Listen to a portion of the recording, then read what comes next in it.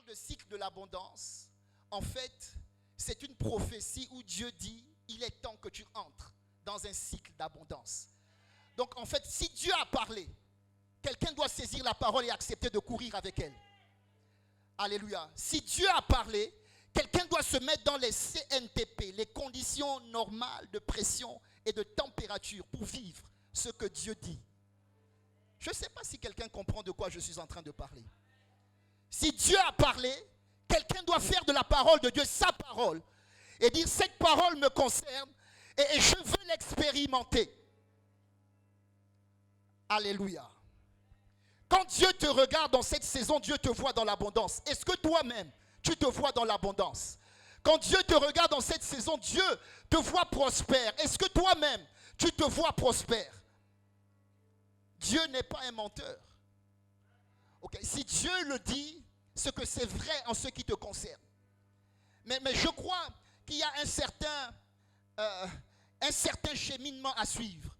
Il y a un certain fonctionnement dans lequel il faut s'inscrire. Alléluia. Vous savez, c'est important. Moi, je crois que l'abondance commence par un discours. Oui, l'abondance commence par un discours. Parce que j'ai compris que ce qui amène les hommes à réussir dans la vie, ce n'est pas d'abord les moyens, mais c'est le discours qui a créé en eux une énergie, une force, une capacité, une ardeur d'aller de l'avant. Il y a un discours dont vous avez besoin d'entendre qui doit vous introduire dans l'abondance et dans la richesse. Il y a un type de discours qu'il vous est important de recevoir pour vous modifier de l'intérieur, pour vous booster et vous motiver afin d'entrer dans ce que Dieu dit vous concernant. Écoutez, j'étais choqué par un homme qu'on appelle Job. C'était un homme prospère, hautement prospère. La Bible dit, il était le plus considérable des hommes, des fils de l'Orient en son temps. C'était un homme immensement prospère. Mais il fut un temps où le diable l'a visité et toute sa prospérité est tombée en ruine. Et alors qu'il fait la rencontre avec Dieu, quelque chose de choquant est libéré par lui. En fait, il fait une des révélations les plus troublantes, en mon sens. C'est que Job dit, hier j'avais entendu parler de toi, mais maintenant mon œil t'a vu. En fait, il dit, hier j'avais entendu parler de toi. Je me suis rendu compte que c'est le discours que Job avait entendu qui a justifié la richesse qu'il avait. Job n'avait jamais vu Dieu. Job n'avait jamais vu un ange apparaître dans sa chambre pour lui dire, voici ce que Dieu dit te concernant. Mais Job a simplement entendu que Dieu lui a dit, tu seras prospère. Job a seulement entendu que Dieu lui a dit, tu es béni de toutes sortes de bénédictions spirituelles dans les lieux célestes. Job a compris que Dieu lui a dit, ne t'effraie point, ne t'épouvante pas, je serai avec toi. Job a entendu seulement que l'homme de Dieu a dit, que ne t'effraie point, je serai avec toi comme j'ai été avec Moïse. Job n'a fait qu'entendre une parole à laquelle il a attaché la foi. C'est-à-dire que chaque fois que Job faisait face à un obstacle à la prospérité, Job se disait, je ne suis pas seul dans ce combat, Dieu est avec moi, alors j'y arriverai. En fait, il y a un discours qui doit créer une motivation en face de toi, de sorte que même quand l'obstacle se fait au-devant de toi, tu dis, l'obstacle n'a pas de capacité à me retenir, n'a pas de capacité à me freiner, n'a pas de capacité à me stopper, parce que le Seigneur est avec moi. Qui est une montagne devant Wismukinda, tu seras aplani. En fait, il y a un discours qui t'introduit dans l'abondance. C'est le commencement. Que quelqu'un dise, c'est le commencement. Le discours est le commencement de l'abondance. Alléluia. Gloire à Dieu. Shalabruska. Ah. Le verset 10 de 2 Corinthiens 9 dit ceci. 2 Corinthiens 9, verset 10.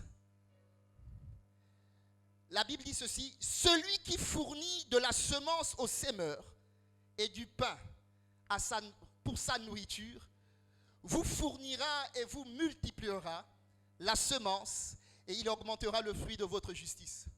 Ok. J'aime bien la manière dont cela est dit.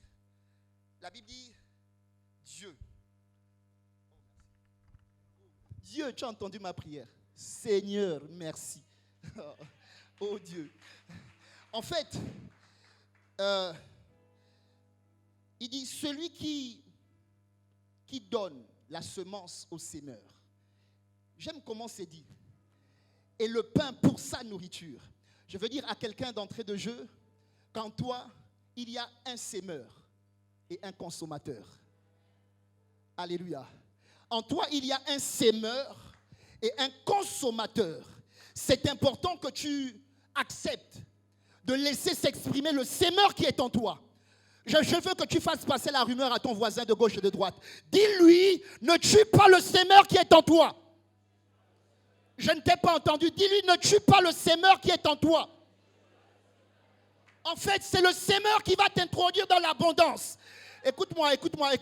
Quand Dieu te donne une chose, Dieu te dit, dans la chose que je t'ai donnée, j'ai donné une part au semeur qui est en toi et une autre part au consommateur.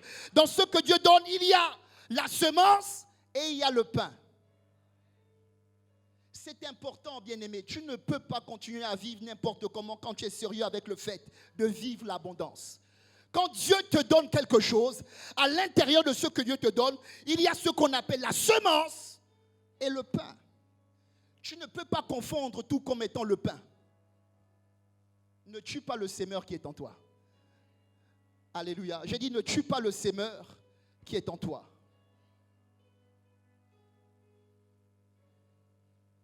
La Bible dit, il fournit la semence au semeur. Dieu est juste. Dieu est normal. Dis Dieu est normal. Dans ce que Dieu te donne, il y a la semence. Et Dieu ne la donne pas au consommateur. Dieu la donne au semeur. Et le pain, il le donne au consommateur qui est en toi. Alléluia. Mais j'aimerais dire quelque chose à quelqu'un. En réalité, dans ce que Dieu nous donne, il y a 3 parts. Que quelqu'un dise 3 parts. Oui, dans ce que Dieu nous donne, il y a 3 parts. La première part, c'est celle qui revient exclusivement à Dieu. Dieu prend Adam et le place dans le jardin et lui dit, tu pourras manger de tous les arbres du jardin. Dieu a dit quoi? Tous les arbres du jardin. Donc en fait, Dieu a donné à Adam tous les arbres du jardin. Mais Dieu ajoute en disant, quant à l'arbre de la connaissance du bien et du mal, tu n'en mangeras pas. Car le jour où tu mangeras, tu mourras. Donc dans ce que Dieu te donne, Dieu vient et il te dit, dans ce que je t'ai donné, il y a quelque chose que tu ne dois pas toucher. Cette chose m'appartient exclusivement. Et cette part qui appartient exclusivement à Dieu s'appelle la dîme. C'est important, c'est capital. Je dis, mon message est intitulé les codes du pouvoir multiplicateur. Alléluia. C'est important que tu réalises que le pouvoir multiplicateur, c'est Dieu. C'est Dieu qui est le pouvoir multiplicateur. La Bible dit quoi? Celui qui te fournira la semence, il te la multipliera. Alléluia. Et c'est important de réaliser que pour vivre la multiplication, pour vivre l'abondance à laquelle nous aspirons, il est important de respecter des codes. Alors que nous nous tenons dans sa présence.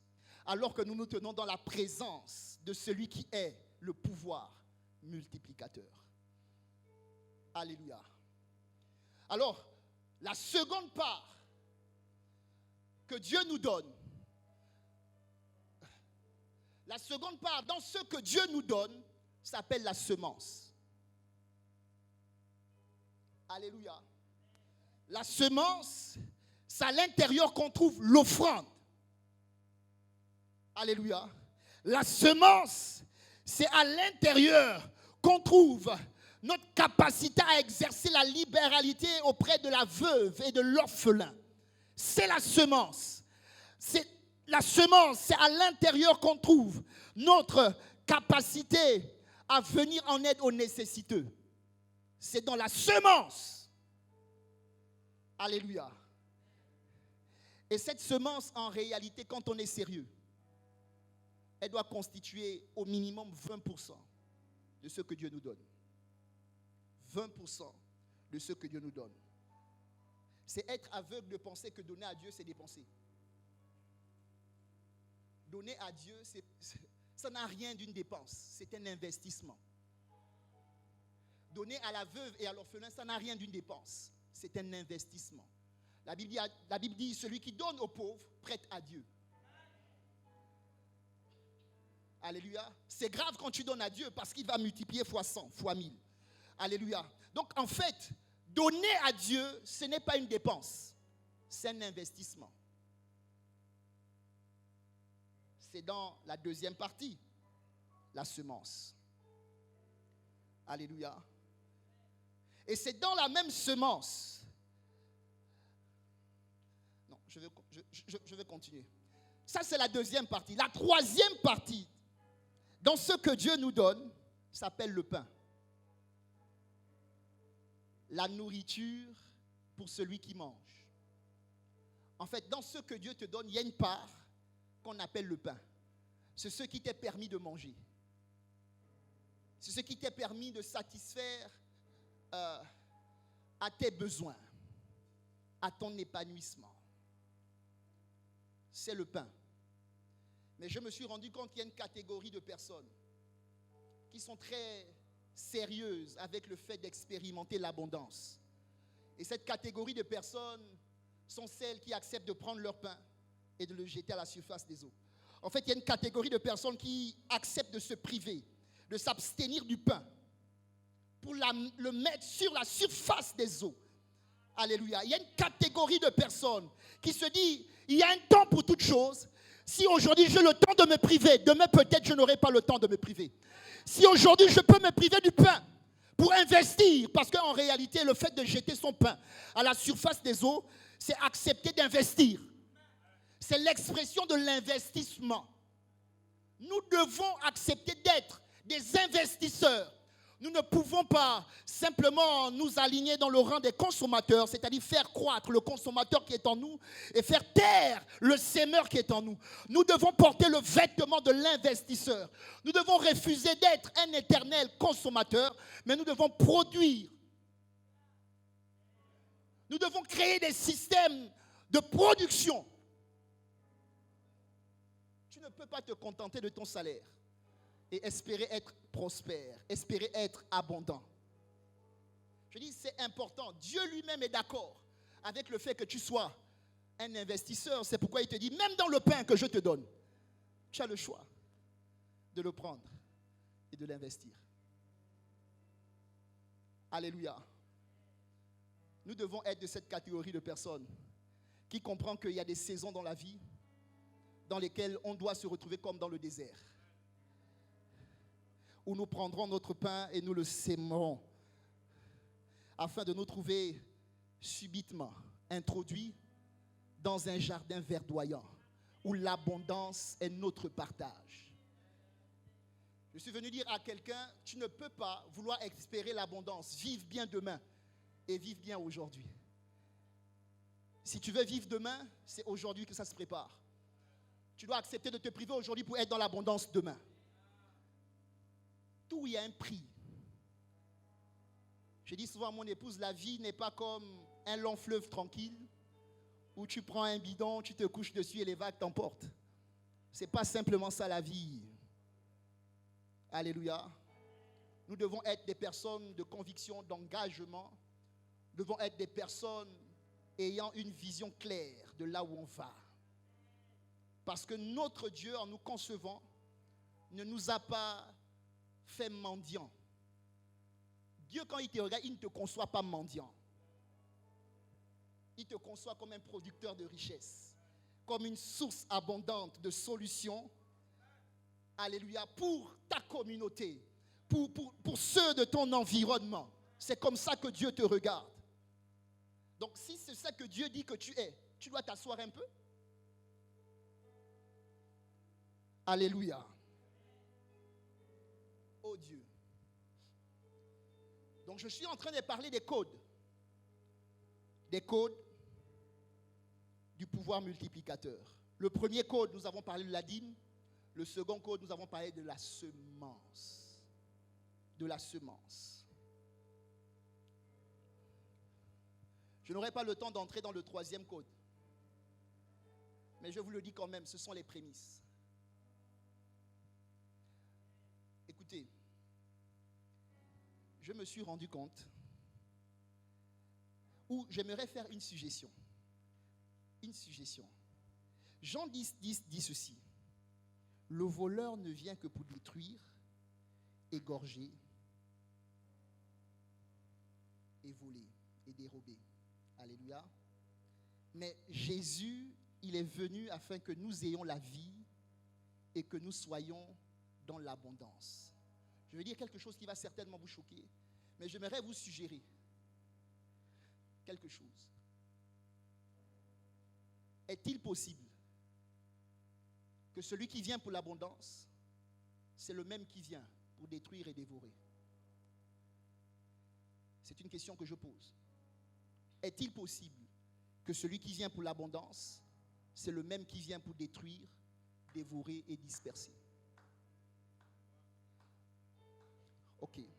C'est important que je pose la question parce que on accuse très souvent les parents qui sont au village de notre échec, de notre honte, de notre humiliation, du fait que nous ne prospérons pas, du fait que nous soyons toujours des mendiants, du fait que nous soyons toujours les derniers et non les premiers. On a tendance à accuser les parents de ce que nous ne nous marions pas, de ce que nous n'arrivons pas à trouver un travail. On a tendance à accuser ceux qui sont au village. Il y a beaucoup de gens, vous avez combattu Dieu croyant combattre le diable. Vous avez combattu Dieu croyant combattre les démons et les sorciers de vos familles. Qu'est-ce que tu dis, pasteur? Vous savez, c'est la Bible qui parle et qui nous révèle qu'à un moment donné, les chrétiens que nous sommes, on a fait une pétition contre Dieu. Et on a dit, Dieu, il faut qu'on arrête. En fait, on arrête. On est fatigué de te servir et nos vies ne changent pas. En fait, on voit des païens prospérer devant nos yeux. Eux, ils sont la tête et nous, nous sommes la queue. Eux, ils sont en haut et nous, nous sommes en bas. En fait, on est fatigué. En fait, ils le disent parce qu'ils sont conscients qu'il est impossible d'être avec Dieu et être le dernier. Ils le disent parce qu'ils sont conscients qu'il est impossible d'être avec Dieu et être la queue. Parce que la vérité, si Dieu est avec toi, Dieu qui est le pouvoir multiplicateur, il est impossible que tu sois dans la sécheresse. L'abondance doit être ton partage. Il a dit, je suis venu afin que vous ayez la vie et que vous soyez dans l'abondance. Donc Dieu avec nous est synonyme d'abondance. Mais pourquoi nous avons l'impression de voir le contraire? Les gars, ils étaient fatigués et ils ont dit à Dieu, on arrête de te servir. Parce que les païens qui ne te servent pas ne peuvent pas continuer à prospérer devant nous. Et nous, on roule les mécaniques. Ils ont dit, on arrête. Et puis Dieu a voulu parler aux enfants d'Israël. Malachie 3, à partir du verset 6, on va lire ensemble. Rapidement, Malachie 3, à partir du verset 6. Dieu a voulu parler aux enfants d'Israël. Rapidement. Il dit, car je suis l'Éternel, je ne change pas. Ton Dieu ne change pas. Alléluia. Et vous, enfants de Jacob, vous n'avez pas été consumés. Oui, vas-y, rapidement. Depuis le temps de vos pères, vous vous êtes écartés de mes ordonnances. Vous allez entendre ce que Dieu dit, ordonnances. Vous ne les avez point observées. Revenez à moi et je reviendrai à vous, dit l'Éternel des armées. Et vous dites, en quoi devons-nous revenir? Oui. Un homme trompe-t-il Dieu? Car vous me trompez et vous dites, en quoi t'avons-nous trompé? Dans les dîmes et dans les offrandes. Dieu dit, vous vous plaignez de ce que il n'y a pas de différence entre ceux qui servent Dieu et ceux qui ne le servent pas. Mais Dieu dit, le problème, c'est que vous me trompez dans les dîmes et les offrandes. Oui, suivant. Il dit, et vous êtes frappés de malédiction. Mon Dieu, votre commerce, vos entreprises sont frappées de malédiction. Et vous vous dites, mais pourquoi je ne prospère pas? Pourquoi ce que j'entreprends ne va pas de l'avant? Et vous êtes frappés de malédiction. Et vous me trompez, la nation tout entière. Verset 10. Qu'est-ce qu'il dit au verset 10 pour conclure? Il dit, apportez à la maison du trésor toutes les offrandes et toutes les dîmes. Verset 18, rapidement. Et vous verrez de nouveau, mon Dieu, et vous verrez de nouveau. Vous vous plaignez, oui, et vous verrez de nouveau la différence entre le juste et le méchant, entre celui qui sert Dieu et celui qui ne le sert pas. Je suis venu dire à quelqu'un, c'est un danger d'avoir Dieu avec soi. Quand on a Dieu avec soi, nous devons apprendre à nous préserver de Dieu. Parce que c'est un danger d'avoir Dieu avec soi. Quand Dieu est avec toi, tu dois apprendre à respecter des codes, à respecter des protocoles. Quand Dieu est avec toi, il y a des codes que tu dois respecter. Lesquels codes? La dîme, l'offrande, le sacrifice. Parce qu'il n'y a pas de Dieu sans autel. Vous savez, le temps me dérange. Je voulais dire à quelqu'un, la vérité, c'est que Dieu est à la fois ton bienfaiteur et ton sorcier. Ouais. Dieu est à la fois ton bienfaiteur et ton sorcier. Le sorcier que tu accuses au village, c'est Dieu. Écoutez, Dieu prend Moïse et puis dit à Moïse, je veux que tu ailles sauver mes enfants qui sont en captivité en Égypte. Moïse est d'accord, Dieu fait toutes les démonstrations pour mettre Moïse en confiance. Alléluia. Et puis il envoie Moïse sur le chemin. La Bible dit, dans la nuit, Dieu s'est levé pour attaquer Moïse. Pas simplement l'attaquer pour le faire mourir. Oh Dieu, tu sais comment? Tu me prends, tu me dis, va en mission. Comment la nuit tu viens m'attaquer? Toi, tu vas penser que c'est le sorcier du village qui est venu t'attaquer. Tu as fait un cauchemar et tu vas dire que le sorcier du village a bougé les marmites. Mais la Bible dit Dieu est venu attaquer Moïse. Grâce a été pour Moïse qu'à côté de lui, il y avait une femme du nom de Séphora. Que quelqu'un dit Séphora. C'était la fille d'un sacrificateur de Madian qui connaissait les rouages de la sacrificature, qui connaissait comment on entretient des esprits. Alléluia. Elle a pris le prépuce de son fils, premier-né, et elle l'a jeté aux pieds de Moïse. Et elle a dit, celui-ci est mon époux de sang. Et Dieu s'est retiré. Je dis, quand on accepte de marcher avec Dieu, on doit accepter de se préserver de Dieu. Comment on fait pour se préserver de Dieu? C'est dans la pratique des codes. Des codes qu'on vous enseigne. Parce qu'il n'y a pas de roi qui règne, mes amis, dans cette terre, dans un domaine précis, sans un sacrificateur qui se trouve dans l'ombre en train de faire des sacrifices. Ce n'est pas possible. On n'entretient pas Dieu avec nos beaux yeux. On n'entretient pas Dieu seulement avec nos chants. On doit entretenir Dieu avec un autel. Il y a des codes pour gérer Dieu. Il y a des codes pour vivre Dieu. Il y a des codes pour tirer le bienfait de Dieu. La dîme, les offrandes, les sacrifices, les prémices. C'est majeur ce que je suis en train de dire. Le temps m'a manqué, mais je crois que Dieu et le Saint-Esprit parachèvent dans vos cœurs ce que vous avez entendu. Alléluia.